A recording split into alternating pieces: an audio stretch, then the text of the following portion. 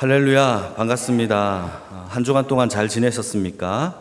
오늘은 가정의 달 마지막 날이에요. 그래서 오늘 원래는 말씀을 준비할 때 부부의 관계를 조금 설명을 하려고 하다가 서론을 자꾸 설명을 하다 보니까 중간에 맞춰졌어요. 그래서 다음에 기회에는 그 뒤에 이어지는 본문을 가지고 말씀을 제가 전하겠고요. 오늘은 성령에 충만한 성도라는 제목으로 주의 말씀을 함께 나누겠습니다. 여러분, 오늘 본문인 에베소서는 그 배경이 있어요. 에베소서라는 이 배경은 사도 바울이 로마의 감옥에 갇혔을 때 쓴 옥중 서신이에요. 에베소 교회를 향하여 감옥에서 쓴 편지의 내용입니다. 에베소 교회는 사도 바울이 3차 전도 여행을 떠날 때에 그때에 에베소 교회에서 2년 이상 섬겼던, 눈물로 목양했던 그 교회가 바로 에베소 교회예요. 그리고 2년 이상 섬겼던 이 교회는 사도 바울이 그가 섬겼던 모든 교회들 가운데 가장 오랫동안 섬겼던 교회가 바로 에베소 교회였기 때문에 남달리 이 에베소 교회에 대한 애착과 사랑이 넘쳤던 교회가 바로 에베소 교회의 상황이었어요. 에베소라는 이 지역은 큰 도시예요. 해양, 항구 도시고요. 또 해양이 있고 육지로도 연결될 수 있는 교통의 중심지였고 또 상업이 굉장히 발달되어 있는 도시였어요. 그리고 이렇게 크게 발전될 수 있었던 이유 중에 하나가 사도행전 17장 말씀을 보게 되면 이곳에 무엇이 있었느냐? 아데미라는 엄청나게 큰 신전이, 우상 신전이 그곳에 있었어요. 그러니까 많은 순례자들이, 우상을 섬기는 순례자들이 이 에베소 지역에 와서 아데미 신전, 로마 말로는 다이아나 신전이거든요. 그 신전에 와서 그 신전을 한번 보는 것만으로도 자기에게 있는 큰 영광으로 여겼던 수많은 백성들이 모여서 북적북적거렸던 그 도시가 바로 에베소라는 지역이었단 말이죠. 그곳에서 2년 이상 사역을 했기 때문에 사도 바울은 많은 우상들도 드글거렸고, 그러나 애착을 가지면서 복음을 전했던 하나님의 백성들도 있었기 때문에 남달리 사랑했던 도시였죠.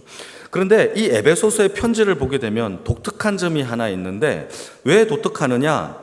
어떤 다른 서신서들은요, 보통 문제점이나 교회에 대한 어떤 상황들을 가리켜서 권면하거나 또는 가르치는 또는 교훈하는 내용들이 담겨져 있는데, 이 에베소 교회는요, 어떤 특정한 문제가 거론되지 않고 있어요. 그러니까 이 에베소서를 쓰는데 어떤 문제점이 있어서, 교회에 대한 아픔이 있어서 쓴 편지가 전혀 아니에요. 그리고 이 편지를 보게 되면은 어떤 특정한 인물을 향하여 인사말도 없어요. 그러니까 특정한 교회, 특정한 인물을 향하여 쓴 편지가 아니라 에베소 지역에 있는 모든 교회들에게 이 복음에 대한 이야기를 전파하기 위하여 회람이라는 것은 돌려보는 편지잖아요. 그런 편지로 썼던 내용의 이 복음의 이야기가 에베소서의 이야기라는 겁니다. 그래서 처음부터 복음으로 시작하고 마지막까지 복음으로 끝나는 메시지의 내용이 바로 에베소서입니다. 크게 두 가지로 나눌 수 있는데, 초반부의 1장에서 3장까지는 복음에 대한 이론이에요. 복음이 무엇인지, 예수님이 어떻게 십자가에 돌아가셨는지, 하나님이 우리를 예정하여서 어떻게 구원했는지에 대한 내용이 담겨 있고, 우리가 4장, 5장, 6장으로 넘어가게 되면은 그 복음의 그리스도인의 삶을 어떻게 살아야 하는지에 대한 삶의 열매와 내용들이 담겨져 있죠. 우리가 오늘 5장 읽었잖아요. 그러면 복음에 대한, 삶에 대한 내용들이 무엇인지를 설명하고 있는 내용이라는 거죠. 그리고 사도 바울은 에베소서에서 복음에 대한 핵심으로 끄집어내고 있는 단어가 하나 있어요. 그게 뭐냐? 사랑이에요. 아가페라는 사랑인데, 이 아가페와 하나됨, 연합이라는 단어를 가장 많이 사용하고 있어요. 무려 6장밖에 안 되는 작은 편지임에도 불구하고 19번이나 사랑을 연거푸 얘기하고 있는 겁니다. 그러니까 6장에 19번 나오려면 매 장마다 3번 이상이나 사랑을 언급해야 한다라는 거죠. 그러니까 여러분, 복음이란 무엇이냐? 이론적인 부분에서 삶으로 넘어갈 때에 가장 중요한 게 사랑하는 거예요. 연합하는 거예요. 그게 바로 복음의 핵심이고, 그것이 우리가 살아가는 삶의 표본이라는 것을 우리에게 에베소서를 통하여서 얘기하고 있는 겁니다. 그러면 에베소서에서 오늘 본문을 통하여서 복음으로 살아가고 사랑으로 살아가는 삶이 도대체 어떤 삶이냐를 우리 한번 살펴볼까요? 15절 16절을 우리가 한번 읽겠습니다. 같이 읽겠습니다. 시작. 그런즉 너희가 어떻게 행할지를 자세히 주의하여 지혜 없는 자같이 하지 말고 오직 지혜 있는 자같이 하여 세월을 아끼라. 때가 악하니라. 여러분, 마지막 때에 사도 바울이 하나님 앞에 복음으로 살아가는, 사랑하며 살아가는 삶의 그 내용으로 제일 먼저 언급하고 있는 게 세월을 아낄 것을 요구하고 있어요. 그 이유가 뭐죠? 때가 너무나 악하기 때문에 우리에게 요구하고 있는 삶의 모습이 세월을 아끼라라고 얘기하는 겁니다. 여러분, 여기에서 말하고 있는 세월이라는 단어 있잖아요. 세월. 이게 무슨 뜻일까요? 이것을 헬라 말로 원어 성경을 찾아보면은 카이로스라는 시간이라는 단어를 썼어요. 카이로스. 그리고 여러분들의 성경이 있으면 성경책에 세월이라는 단어를 보면 1번이라고 이렇게 각주를 달아놨어요. 그리고 풋노트죠. 맨 밑에 그 1번을 따라가서 읽어보게 되면은 헬라말로 무슨 뜻이다? 기회를 사라라고 되어 있어요. 그러니까 카이로스라는 그 시간이라는 것은 무슨 뜻이냐? 기회를 사는 거예요. 그게 바로 하나님이 저와 여러분들에게 주신 시간의 뜻이에요. 자, 여러분, 이 모든 시간은 다 하나님의 것인 줄 믿으십니까? 그 시간을 하나님으로부터 기회를 얻는 것이 바로 시간의 뜻이에요. 그게 중요한 거예요. 여러분, 그 밑에 보시게 되면은 이 기회를 사라라고 하는 이 기회가 도대체 뭘까? 그런데 성경에 다윗이라는 사람이 그 기회를 이미 언급을 했어요. 시편 32편 6절 말씀에 한번 읽어볼까요? 다윗이 어떻게 고백을 했는지 같이 읽겠습니다. 시작. 이로 말미암아 모든 경건한 자는 주를 만날 기회를 얻어서 주께 기도할 것을 요구합니다. 여러분, 그러니까 우리에게 있어서 하나님 앞에서의 시간을 어떻게 사용해라? 주를 만날 기회로 사용하는 것이 우리에게 주신 시간의 활용법이에요.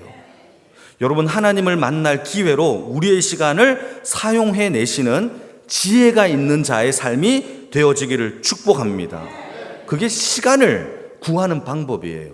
그 뒤를 보시게 되면 또 세월을 아끼라 할 때 이 아낀다라는 단어도 있잖아요. 이 아낀다라는 단어는 헬라 말로 엑사고라조라는 단어예요. 근데 이건 매우 중요한 단어인데, 이 엑사고라조라는 단어는 무슨 뜻이냐 하면 구속하다, 대속하다, 이런 뜻이에요. 여러분, 영광의 식구들이라면 이 단어는 꼭 기억하시길 바랍니다. 아낀다라는 단어가 무슨 뜻이냐? 엑사고라조인데 이것은 바로 구속하다, 대속하다라는 뜻입니다. 영어로 얘기하면 redeem이에요. 리뎀션은 명사고 리딤은 동사인데 리딤이라는 뜻이에요. 되찾다, 구속하다, 이런 뜻이에요. 저는 이 구속이라는 단어, 리뎀션을 생각할 때마다 떠오르는 사건이 한 가지 있어요. 제가 아내와 함께 미국을 여행하면서 다닐 때에 차를 빌려서 차로 미국을 다녔어요. 그때 우리 물품을 사기 위하여 대형 마트를 갔어요.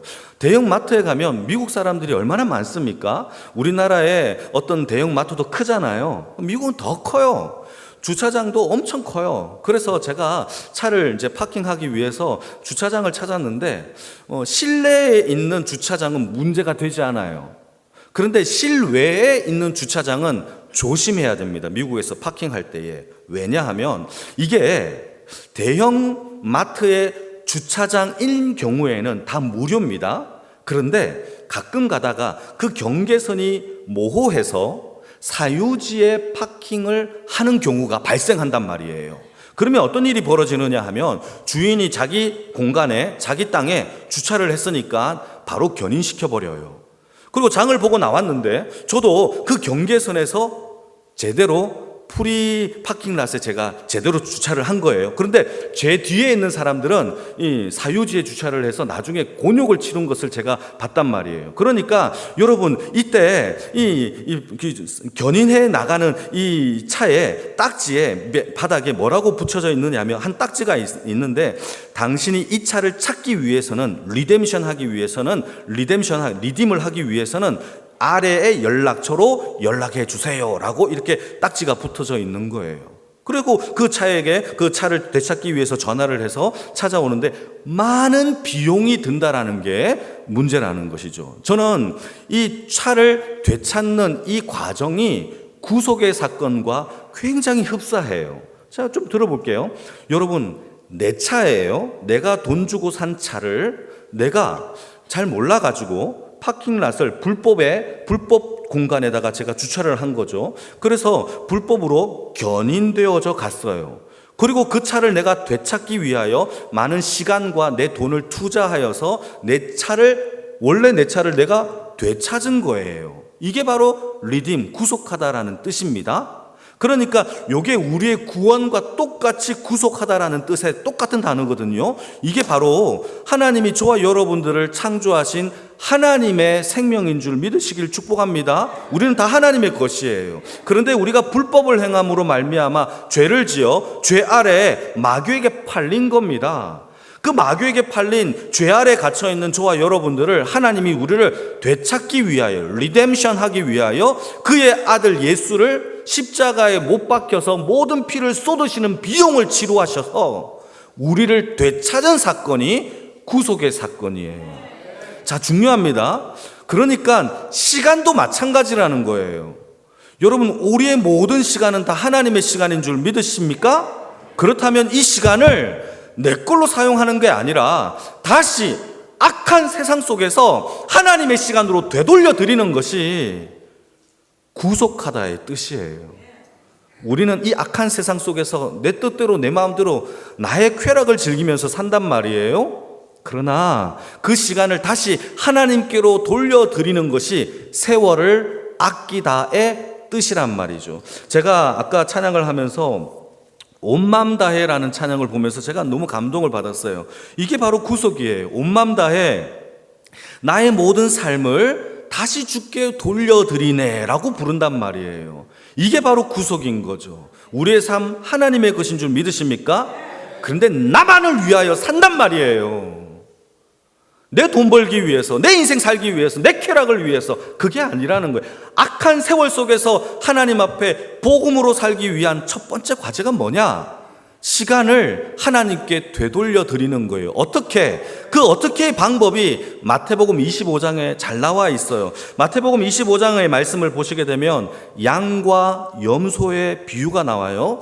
양과 염소의 비유를 보시게 되면은 양과 염소의 차이가 뭘까요? 성경은 기록하기를 양은 이렇게 얘기합니다. 양은 이렇게 어떤 헐벗은 사람이 있을 때에 양은 자신의 옷을 벗어서 헐벗은 사람에게 옷을 주었대요. 뿐만 아니라 아픈 자가 있으면 다가가서 돌보아 주었대요. 옥에 갇힌 자가 있으면은 다가가서 위로해 주었대요. 그리고 목마른 사람이 있으면은 냉수 한 그릇이라도 떠다서 그에게 주었대요. 그런 과정들을 거쳤대요. 그러니까 예수님께서 하는 말이 양에게, 내가 헐벗었을 때, 내가 배고플 때, 내가 감옥에 있었을 때 네가 나를 돌보았느니라 라고 얘기를 하니까 양이 깜짝 놀라면서, 주님, 저는 그런 적이 없는데요 라고 얘기를 해요. 그러자 주님이 뭐라고 얘기하느냐? 아니야, 너의 이웃들에게, 배고픈 사람들에게, 헐벗은 사람들에게 했던 모든 행동들이 다 나에게 했던 행동이야 라고 하면서 칭찬하는 거예요.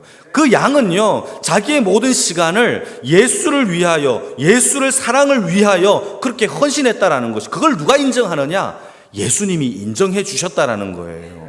반대로 염소는 어떻게 하는지 아십니까? 다 자기를 위해서 살았어요. 이웃이 배고프고 헐벗고 감옥에 갔고 목말라도 난 몰라라 해요. 한 번도 떠다 준 적이 없어요. 그런데 예배는 잘 드린대요.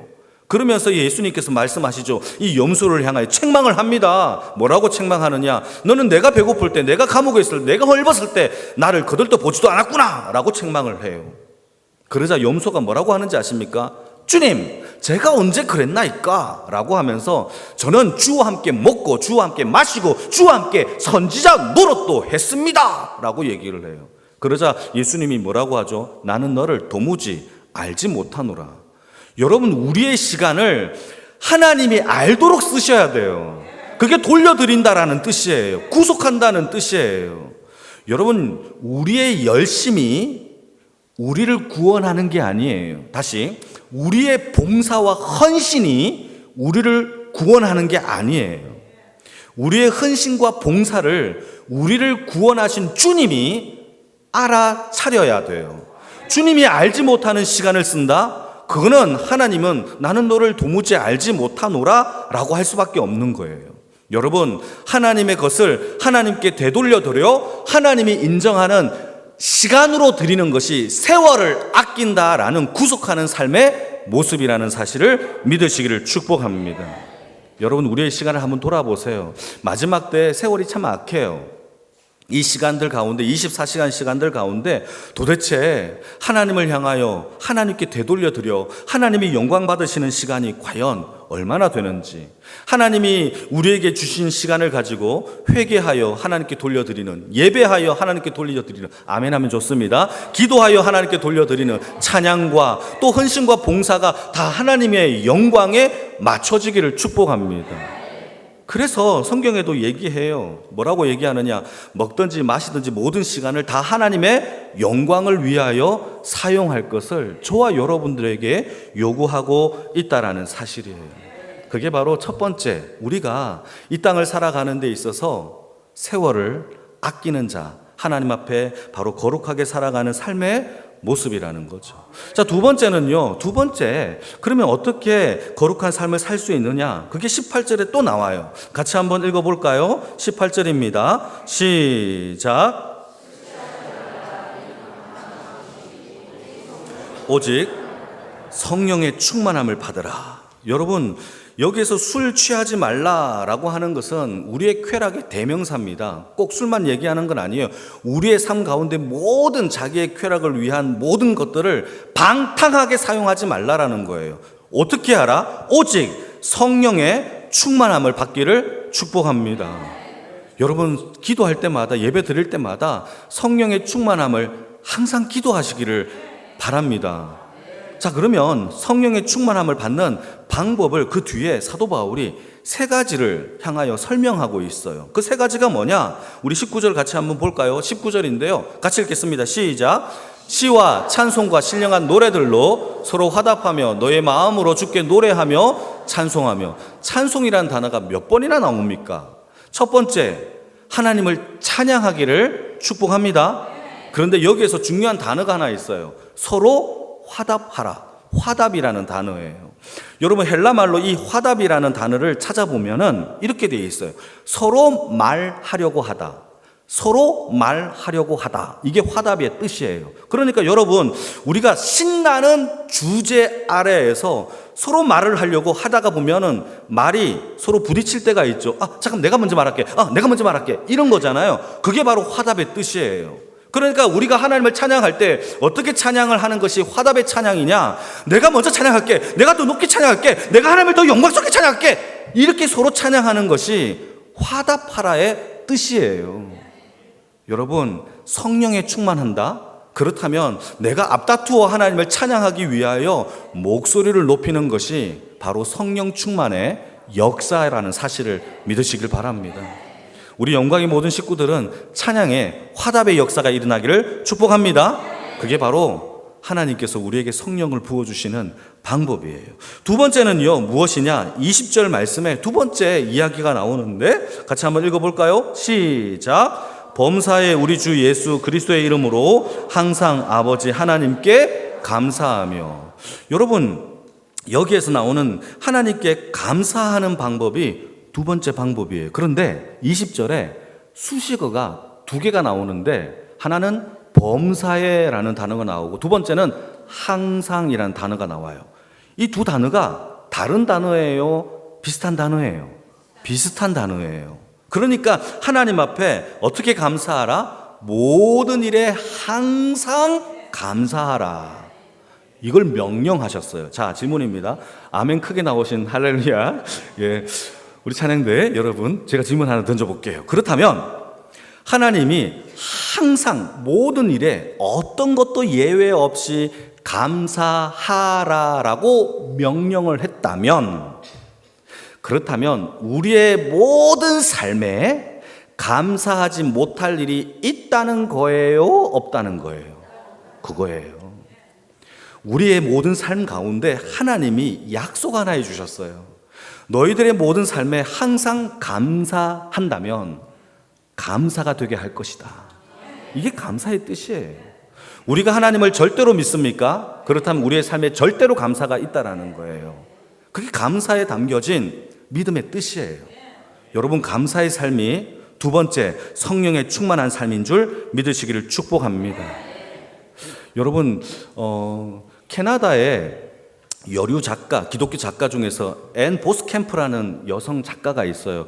그분의 홈페이지에 들어가 보면은 nboscamp라고 .com 하면 들어갈 수 있어요. 많은 책을 썼어요. 그런데 우리나라에 번역된 책이 몇 개 있는데 그 중에서 이런 책이 하나 있습니다. 나의 감사 연습, 나의 하나님의 임재 연습이라는 책이 있어요. 그 책을 한번 읽어보시면 참 재미있는데 그 내용 중에서 이 작가분이 감사에 대하여 이런 이야기를 합니다. 제가 한번 읽어볼게요. 하나님의 은총이 가득 찬 저수지가 하나 있는데 이 저수지에서 우리가 물을 공급받기 위해서는 오직 하나의 수로로만 열린다. 그게 감사다라고 되어 있어요. 아멘이 좀 작아요. 다시 한번 얘기하겠습니다.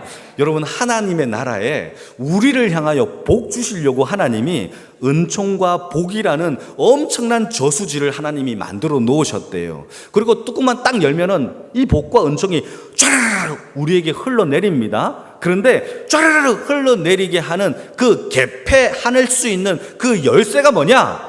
우리가 하나님께 올려드리는 감사의 제사라는 사실이에요. 그러니까 여러분, 우리가 이 땅의 삶 속에서 하나님이 절대 감사라고 했다면, 우리가 이 땅에서 하나님께 절대 감사하면 하나님이 우리를 위하여 모아두신 저수지의 은총과 복들을 쫘르르 하나님께서 감사로 영광 부어주실 줄로 믿으시길 축복합니다. 그 얘기를 하는 거예요. 그 대표적인 예로 하나의 예를 그 보스캠프 그 작가분이 설명하는데 오병이의 사건을 설명합니다. 물고기 2마리와 보리떡 5개가 있는데 이 여러분, 물고기 2마리와 보리떡 5개는요 한 사람이 먹는 식량이에요. 한 사람 한 끼예요. 하루에 먹는 양입니다. 그 정도밖에 안 되는 양을 5,000명을 먹이는 사건으로 늘어나고 많아지고 풍성하게 했던 이유가 뭐냐? 한번 읽어볼까요? 마태복음 14장 19절 한번 여러분 읽으면서 감사가 도대체 어디에 나오는지를 찾아보세요. 시작. 무리를 명하여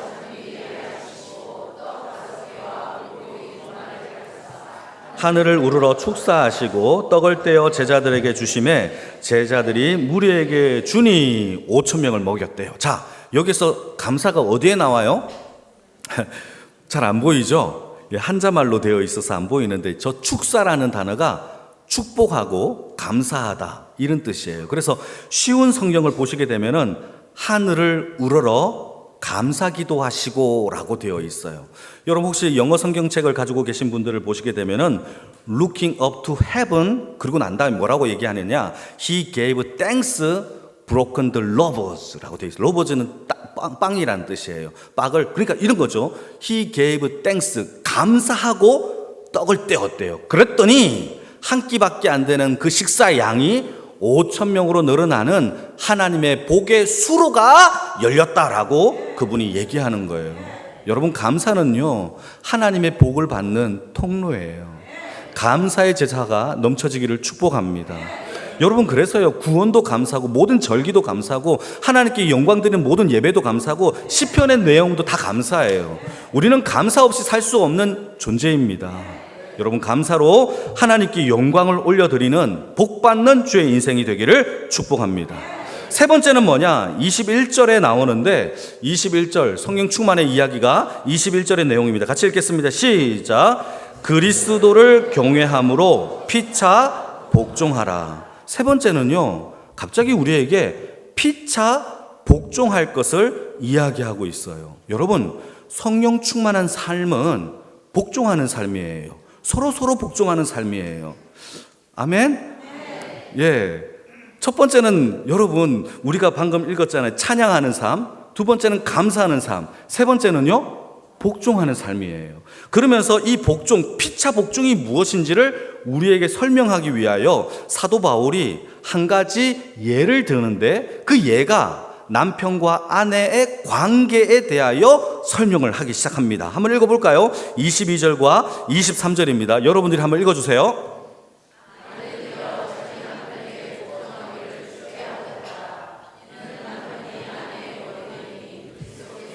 교회의 머리됨과 같음이 그가 바로 몸의 구주시니라.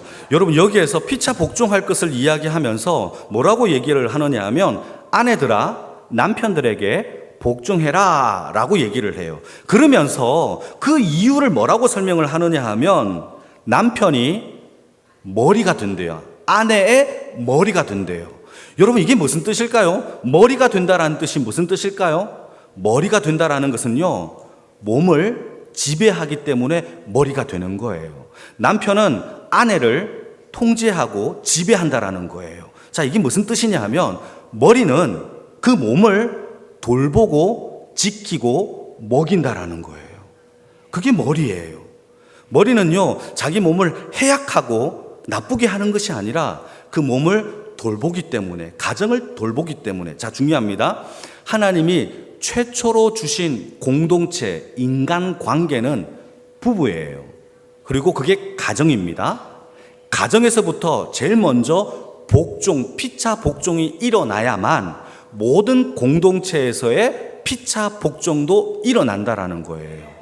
모든 사회관계 속에서는요, 두목이 있어요. 두자가 뭐죠? 머리 두자예요.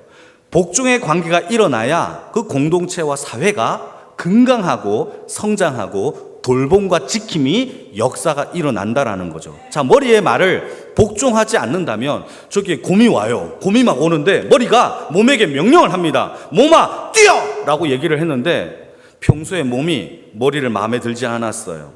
난 안 뛰어 라고 한다면 어떻게 될까요? 곰에게 잡혀먹는 거예요. 그래서 머리는 뭘 하느냐? 자기를 희생하면서까지도 몸을 보호하기 위하여, 자기를 지키기 위하여 희생하는 것이 바로 머리의 역할이래요. 그러면서 설명하는 것이 무엇이냐? 예수님이 그와 같다라고 이야기하고 있어요. 여러분, 교회의 머리가 누구죠? 예수님이세요. 우리는 몸된 지체들이에요. 이 머리가 몸에 향하여 어떻게 행동을 했는지 아십니까? 우리를 지키고 우리를 악한 마귀에서 보호하기 위하여 예수님이 대신 십자가에서 희생함으로 인하여 우리를 지키시고 보호하시고 구원하셨다라는 거예요. 여러분, 중요합니다. 예수님은 자기를 희생함을 통하여 우리에게 사랑을 보여주셨고, 몸은 예수님에게 순종함으로 사랑을 드러내는 거예요. 부부관계도 마찬가지예요. 모든 공동체 관계도 마찬가지예요. 여러분, 피차의 복종은요, 한쪽만 복종하는 게 아니에요. 서로 복종함으로 인하여 사랑과 건강과 지킴과 돌봄이 나타나는 거예요. 이게 있는 곳이 성령 충만한 역사가 나타난다라는 거죠. 여러분, 우리의 삶 가운데 하나님 앞에 서로 피차 복종할 수 있는 주의 능력이 있기를 축복합니다. 하나님은 저와 여러분들을 사랑하셔서 그의 아들을 희생시키셨어요.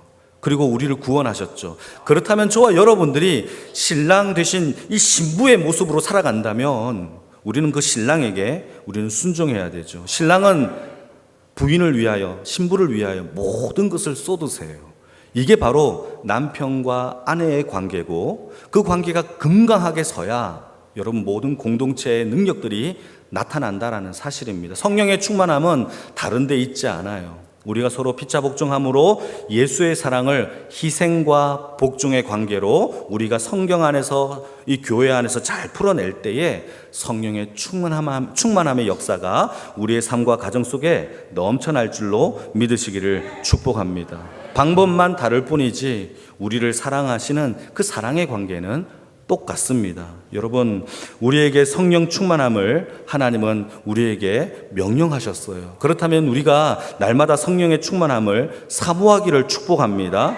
우리에게 주어진 모든 시간은 하나님의 것이에요. 아껴 쓰기 위해서는 성령의 충만함을 받고 찬양과 감사와 서로 피차 복종하면서 하나님의 시간을 하나님의 것으로 구속하여 리뎀션 할 수 있는 하나님의 인생의 백성이 되기를 축복합니다.